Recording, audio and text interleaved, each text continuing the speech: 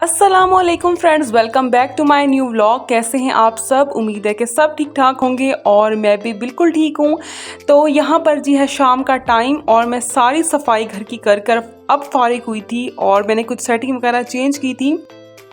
और बाहर जो है वो मैंने दीवान रख दिया था, अंदर जो है वो मैंने चारपाई रख दी थी, क्योंकि आपको पता है कि हम देसी फैमिलीज़ में ऐसे ही होता है, जिस रूम में एसी होता है उस रूम में सारा ख़ानदान होता है। मतलब जितने भी घर के फ़र्द होते हैं वो उसी रूम में होते हैं और जिस रूम में एसी होता है, बस हमारा भी कुछ ऐसा ही हाल था। तो सारा घर का काम करने के बाद मैं काफ़ी थक चुकी थी और मुझ में बिल्कुल भी हिम्मत नहीं थी कि मैं कोई कुकिंग वगैरह कर सकूँ। तो बस फिर हमने रात को जो है वो बाहर से ही खाना खाया, चिकन पीस और साथ मज़ेदार से नान थे। तो उसके बाद जी ये है सुबह सुबह का टाइम और मैं 6 बजे ही उठ गई थी, क्योंकि मैंने सारे बर्तन वगैरह जो है उनको निकालना था और उनको सेट करना था, उनको वॉश करना था। तो मैंने रात के टाइम ये काम नहीं किया, मैंने कहा सुबह उठ के ही करूँगी। तो बस ये सुबह सुबह का टाइम है और उन्होंने जो है वो 10 बजे तकरीबन पहुंच जाना था। तो बस मेरी यही कोशिश थी कि नाश्ता बनाने से पहले पहले मैं इनको अच्छी तरह से वॉश करके रख दूं, तो ये है कि ये खुश्क हो जाएंगे। तो मैं यहाँ पर जी इसको डिनर सेट भी कह सकते हैं आप और इसको नाश्ता सेट भी कह सकते हैं। तो मैंने ये निकाला था, इसमें 24 पीसेस होते हैं। इसकी कप्स वगैरह भी निकाल लिए थे और उसके अलावा प्लेट्स वगैरह भी मैंने निकाल के अच्छी तरह से वॉश करके रख दी थी और भी जिस जिस चीज़ की ज़रूरत थी वो मैंने सब निकाली थी। और ये काम मैंने सुबह के टाइम ही किया था, क्योंकि मुझे एक दिन पहले बिल्कुल भी टाइम नहीं मिला था किसी चीज़ को, क्रॉकरी को सेट करने का या क्रॉकरी को निकालने का, देखने का कि मैंने कौन कौन सी चीज़ें निकालनी है। ये मैंने नेक्स्ट डे ही किया था जिस दिन उन्होंने आना था। तो बस यहाँ पर मैं सारी प्लेट्स वगैरह निकाल लूँगी, जितनी प्लेट्स मुझे ज़रूरत होंगी उतनी ही मैं निकालूँगी, ज़्यादा एक्स्ट्रा नहीं निकालूँगी। तो बस यहाँ पे मैंने वॉश करके सब कुछ रख दिया है और मुझे हार्डली 15 से 20 मिनट्स ही लगे थे इन सब बर्तन को वॉश करने में और उसके अलावा रखने में, सेट करने में। और उनके आने तक सब जो है बर्तन खुश्क हो चुके थे, ड्राई हो चुके थे अच्छी तरह से। उसके बाद जी हमने नाश्ता जो है वो बाहर से ही लिया था, घर में नहीं बनाया था और बहुत मज़े का नाश्ता था।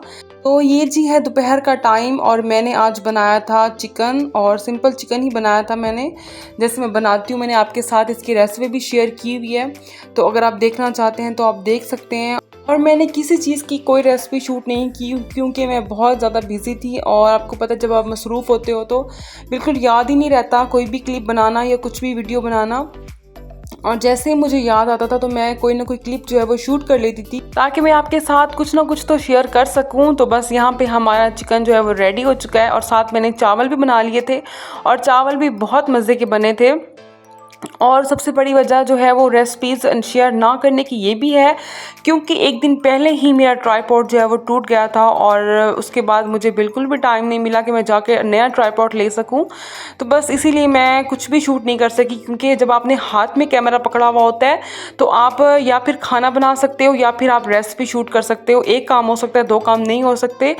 ये ट्राइपॉड पे तो ये होता है कि आपने बस फ़ोन लगाया और आप जो भी काम कर रहे हो वो सब कुछ रिकॉर्ड होता रहता है, उससे आपको बहुत आसानी हो जाती है।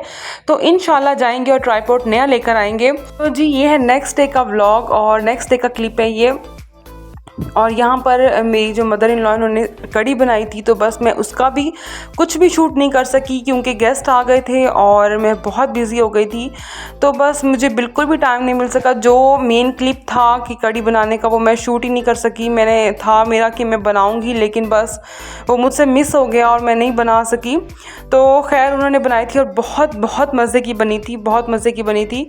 तो इंशाल्लाह मैं भी बनाऊँगी तो आपके साथ ज़रूर इसकी रेसिपी शेयर करूँगी।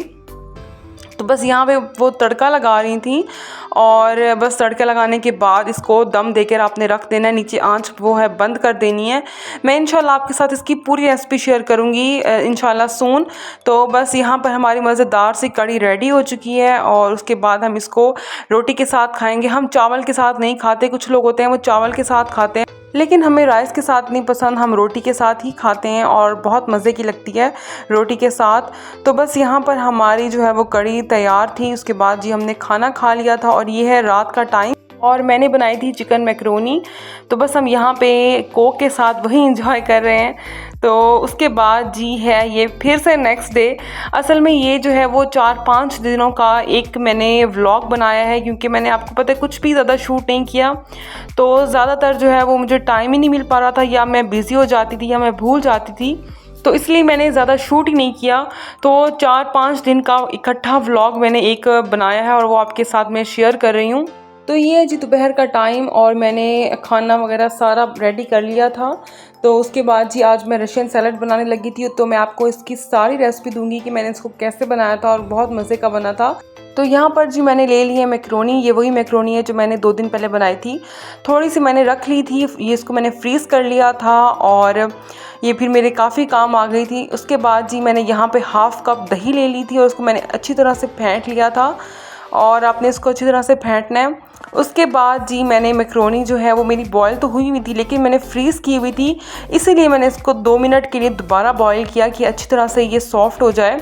यहाँ पर मैं आपको रशियन सैलड की रेसिपी बता रही थी और मैंने लाइव ही व्लॉग किया था, मतलब लाइव ही मैं बोल रही थी और मेरा यही था कि मैं लाइव ही आपके साथ शेयर करूँगी। लेकिन पीछे से फिर बहुत ज़्यादा शोर आ रहा था तो फिर इसलिए मैंने अपनी आवाज़ जो है वो म्यूट कर दी और मैं अब वॉइस ओवर कर रही हूँ।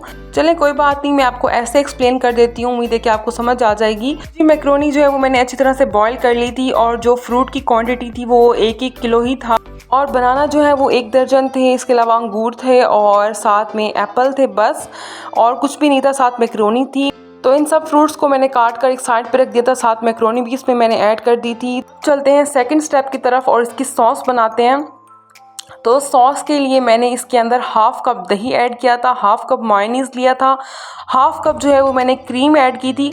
क्रीम जो है वो जैसे आप छोटा पैकेट होता है वही फुल मैंने डाला था इसके अंदर, वो हाफ़ कप ही बना था। उसके बाद जी 2 टेबल स्पून मैंने इसके अंदर भर भर कर चीनी ऐड की थी, लेकिन चीनी को डालने से पहले आपने उसको अच्छी तरह से पीस लेना है। और हाफ़ टेबल स्पून मैंने इसके अंदर ब्लैक पेपर ऐड किया था और थोड़ा सा इसके अंदर मैंने नमक डाला था। बस थोड़ा सा नमक डालने के बाद मैंने इसको अच्छी तरह से मिक्स कर लिया था। और आप इसको थोड़ा सा टेस्ट करके देख लीजिएगा कि इसमें जो स्पाइसेस हैं वो ठीक हैं, और अगर आपको इसमें ब्लैक पेपर कम लगे या शुगर थोड़ा सा कम लगे, मीठा थोड़ा सा कम लगे तो आप थोड़ा सा और भी ऐड कर सकते हैं, इसमें कोई इशू नहीं है। लेकिन इतना ज़्यादा ओवर आपने नहीं करना इसके स्पाइसेस को, वरना जो फ्रूट का टेस्ट है वो ख़त्म हो जाएगा और स्पाइसेस का जो टेस्ट है वो ज़्यादा इन्हेंस हो जाएगा। इसलिए आपने इस चीज़ का ख़ास ख्याल रखना है। और जो ब्लैक पेपर है, नमक है या शुगर है, आपने इतनी डालनी है कि उनका टेस्ट आए भी सही और ज़्यादा इन्हेंस भी ना हो। तो बस ये रशियन सैलड बनाने के बाद ये है अब रात का टाइम, और कज़न जो है वो गए तो पान लेने थे लेकिन साथ गोलगप्पे भी ले आए। तो बस उसके बाद हमने गोलगप्पे यहाँ पे एंजॉय किए और बहुत मज़े के थे। इसको कहते हैं 1 बाइट गोलगप्पा। तो ये बहुत छोटे छोटे से थे, चुनु मुनु से, और यहाँ पर जी मैं बना रही थी गोलगप्पे और साथ सब फ्रेश ही खा रहे थे। तो बहुत मज़े के थे। और गोलगप्पे जो हैं वो किसको नहीं पसंद, हर लड़की को गोलगप्पे पसंद होते हैं और मुझे भी बहुत पसंद है। मूड फ्रेश हो जाता है गोलगप्पे खाकर। तो बस यहाँ पर मैं सारे गोलगप्पे रेडी कर लूँगी, और सारे मैंने नहीं खाए थे, सबने मिलकर ही खाए थे क्योंकि बहुत ज़्यादा थे गोलगप्पे। और उसके बाद जी जो वो काम करने गए थे वो भी कर आए थे, लेकिन साथ में गोलगप्पे भी ले आए थे। तो यहाँ पर मैं पान खा रही थी और इतने मज़े का था, ये मीठा पान था, बहुत ज़्यादा टेस्टी था, बहुत डिलीशियस था। तो बस यहीं तक थी मेरी आज की वीडियो। इंशाल्लाह मैं अब आपसे मिलूँगी नेक्स्ट वीडियो में, तब तक के लिए अल्लाह हाफिज़।